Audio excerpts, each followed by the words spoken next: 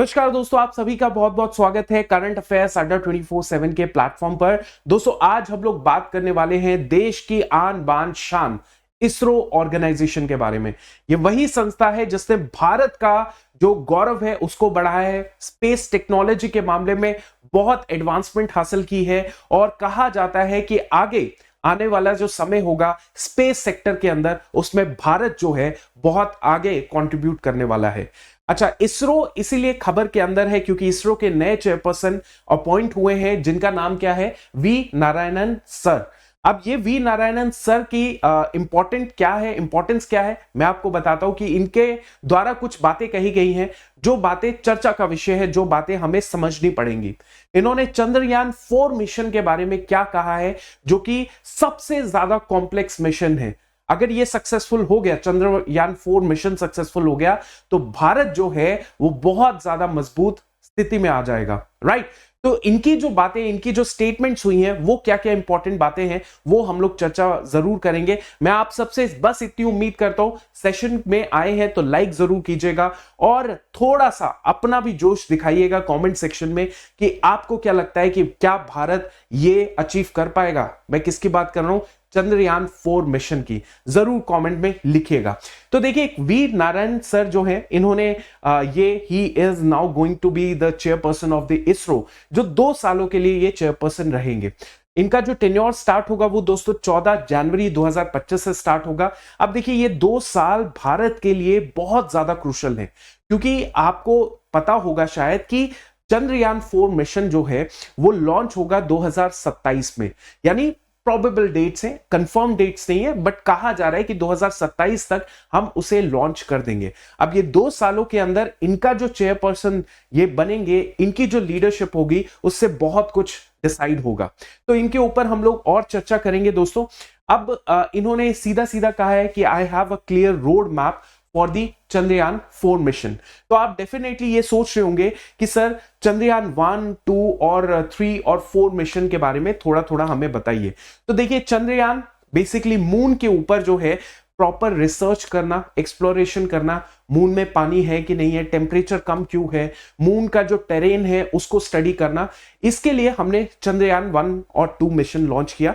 2 हमारा इतना ज्यादा सक्सेसफुल मिशन लॉन्च नहीं था, लेकिन फिर भी हमें चंद्रयान 1 और 2 से मून का जो सरफेस है उसके बारे में काफी ज्यादा जानकारी मिली। और जो एग्जॉस्फेयर होता है, जैसे हमारे जो एटमॉस्फेरिक लेयर्स होती हैं, उसमें जो आउटर मोस्ट लेयर होती है एटमॉस्फेयर की, वो एग्जॉस्फेयर होती है। तो एग्जॉस्फेयर और मून का जो सरफेस है उसके बारे में बहुत सारी जानकारी हमें मिल पाई बिकॉज ऑफ दीज 2 मिशंस। उसके बाद बारी आती है चंद्रयान 3 की। अब चंद्रयान 3 जो सक्सेसफुल मिशन हुआ वो अगस्त 23, 2023 को जो है इसको लॉन्च किया गया था। मतलब सक्सेसफुल अटेम्प्ट हमारा ये रहा। अब चंद्रयान 3 जो है अपने में बहुत बड़ी एक कामयाबी है। मैं आपको बताता हूं क्यों। क्योंकि देखिए, सबसे पहले तो इसने सॉफ्ट लैंडिंग जो है अचीव की, मैं बताऊंगा इसका मतलब क्या है। और दूसरा है, इसने साउथ पोलर रीजन के अंदर ये सॉफ्ट लैंडिंग अचीव की है, राइट। अब देखिए, सबसे पहले तो आपको ये समझना पड़ेगा सॉफ्ट लैंडिंग का मतलब क्या है। तो बेसिकली आप ये जो देख रहे हैं स्पेसक्राफ्ट, जब ये लैंड कर रहा है तो ये बेसिकली आपका जो है लैंडर है, ठीक है। विक्रम लैंडर का इस्तेमाल किया था लैंड करने के लिए मून के सरफेस पे। तो मून के सरफेस पे इतना सॉफ्ट लैंड करना, नॉर्मल लैंड करना बड़ा मुश्किल होता है, क्योंकि जो मून का सरफेस है उसके जो टरेन है वो बहुत मुश्किल टरेन है, बहुत उबड़ खाबड़ जो है सरफेस है, राइट। और भी बहुत सारे चैलेंजेस होते हैं जिसकी वजह से जो लैंडिंग है वो सॉफ्ट हो जाए तो बहुत बड़ी एडवांसमेंट होती है। अब सॉफ्ट लैंडिंग की वजह से हमारे जो इक्विपमेंट्स थे, राइट, वो सेफ हो पाए, जिसकी वजह से हमने और ज्यादा एक्सप्लोरेशन और रिसर्च करने में हमें आसानी रही। और दूसरी बात यह है कि जो मून का जो सदर्न पार्ट है, वहां का जो साउथ पोल रीजन है, वहां पे हमने लैंडिंग की, जो कि बहुत मुश्किल लैंडिंग होती है, राइट। तो ये हमने चंद्रयान 3 से अचीव किया। अब हम लोग बात करने वाले हैं चंद्रयान 4 मिशन के बारे में, जिसके बारे में यह कहा गया है कि हमारा जो डिजाइन है वो ऑलमोस्ट फाइनल हो चुका है और इसको हम 2027 तक लॉन्च कर देंगे। अब देखिए, मैं आपको पहले डिफरेंस बताता हूं कि क्यों चंद्रयान 4 मिशन को बहुत कॉम्प्लेक्स बोला जा रहा है as in comparison to the previous missions, right. In fact ये जो मिशन है Chandrayaan 4 mission, it is world's most complex mission, ये भी कहा जाए तो गलत नहीं है। इसका रीजन क्या है? देखिए चंद्रयान 3 मिशन के अंदर 3 मॉड्यूल थे, लेकिन चंद्रयान 4 मिशन के अंदर जो है 5 मॉड्यूल है जो इस्तेमाल किए जाएंगे। चंद्रयान 4 मिशन जो है वो वर्ल्ड का पहला मिशन होगा दोस्तों, जहां पे 2 रॉकेट्स का इस्तेमाल किया जाएगा। 2 रॉकेट्स का इस्तेमाल किया जाएगा, एक होगा LVM रॉकेट, राइट, LVM-3, और दूसरा PSLV। LVM का मतलब होता है लॉन्च व्हीकल मैक 3, ठीक है, इसका इस्तेमाल होगा LVM का, और दूसरा PSLV polar satellite launch vehicle का इस्तेमाल किया जाएगा। अब मैं आपको मैकेनिज्म समझाता हूं कि कैसे ये लॉन्च होगा। जितना जितना हमारे पास पब्लिक डोमेन में इंफॉर्मेशन है उसी के बेसिस पे मैं आपको बता सकता हूं कि किस तरीके से इसको इस्तेमाल किया जाएगा, प्रोसेस क्या होगा, ऑब्जेक्टिव क्या होगा, राइट। अब देखिए सबसे पहले हमें यह समझना पड़ेगा इस मिशन के ऑब्जेक्टिव्स क्या है। इस मिशन के ऑब्जेक्टिव में सबसे पहला ऑब्जेक्टिव तो यही है कि ये जो मून के सरफेस पे सेफली लैंड करवाना, नंबर 1। अब देखिए मून के सरफेस पे सेफली लैंड करवा तो दिया, लेकिन दूसरा ऑब्जेक्ट क्या है? That is soft landing on the moon. दूसरा ऑब्जेक्टिव है collect the lunar rock and soil samples, right.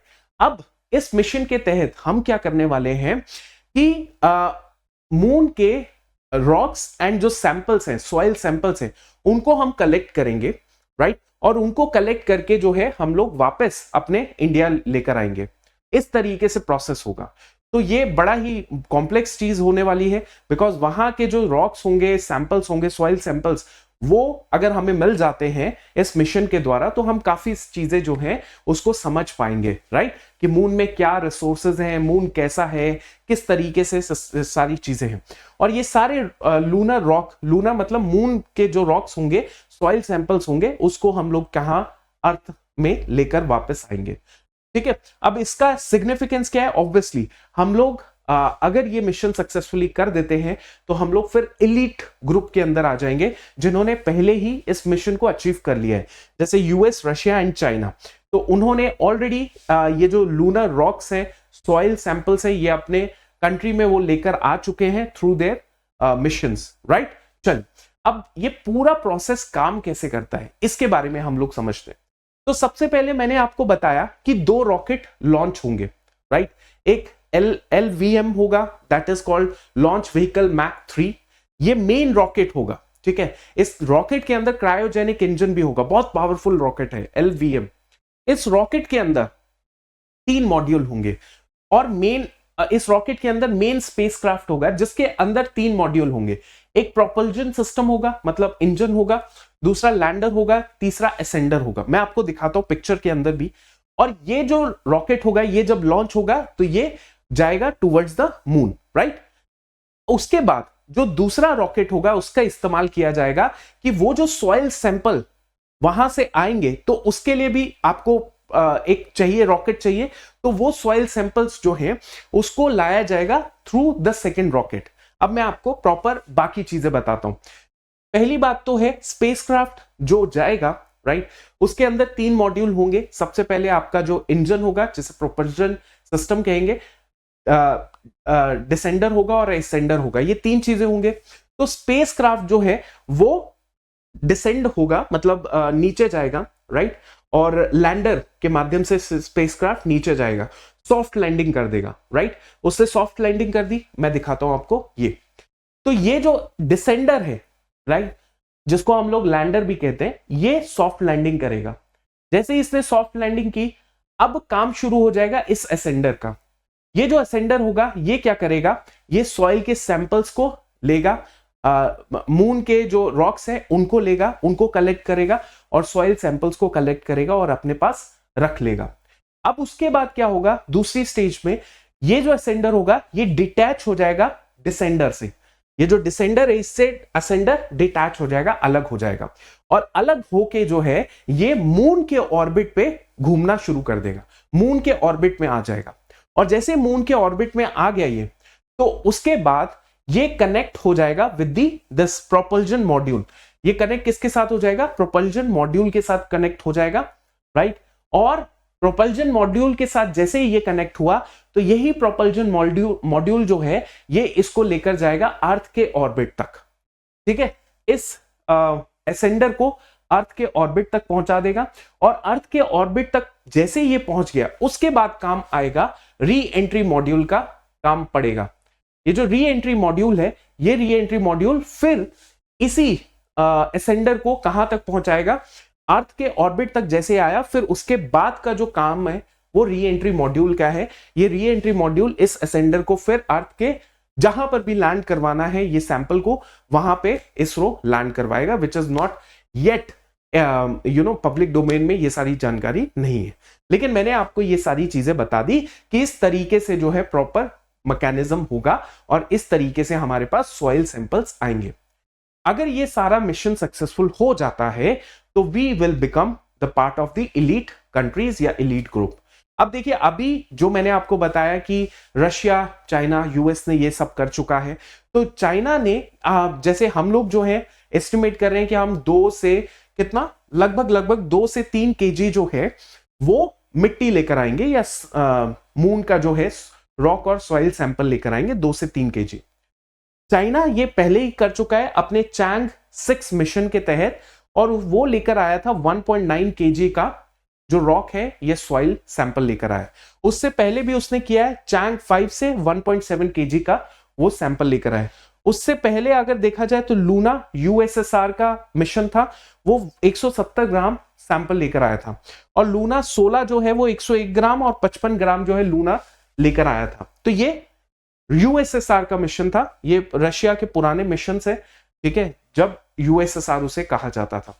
तो इस तरीके से हम लोग जो है ये स्टडी अगर कर लेते हैं तो ऑब्वियसली हम लोग इलीट ग्रुप के अंदर आ जाएंगे और हमारे लिए बहुत सारे स्कोप और अपॉर्चुनिटीज आगे खुल जाएंगी। तो यही है कि Chandrayaan 4 demonstrate the technologies for lunar earth return mission. Because यहां पे क्या हो रहा है, यहां पे आप वहां पे अपने आप को स्टैब्लिश नहीं कर रहे, वहां से आप चीजें लेकर भी आ रहे हो, है ना।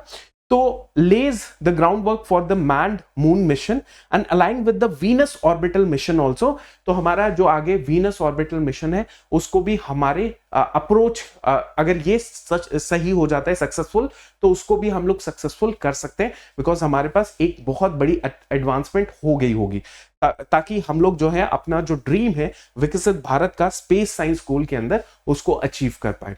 तो दोस्तों बस यहां पे 2 चीजों की जरूरत है, मेहनत की, स्मार्ट वर्क की, बहुत ज्यादा रिसर्च की, बहुत बेहतर तरीके की तैयारी की। लेकिन हम जो आम जो सिटीजन ऑफ दिस नेशन है, ग्रेट नेशन, उसमें हम लोग ब्लेसिंग्स दे सकते हैं अपने ग्रेट इसरो के साइंटिस्ट को। आप देखिए सरकारी संस्थाएं जो होती हैं वो बहुत ही ज्यादा, आपने देखा होगा, आपने खुद महसूस किया होगा कि वहां पे ज्यादा आपको ऐसी चीजें देखने को नहीं मिलती।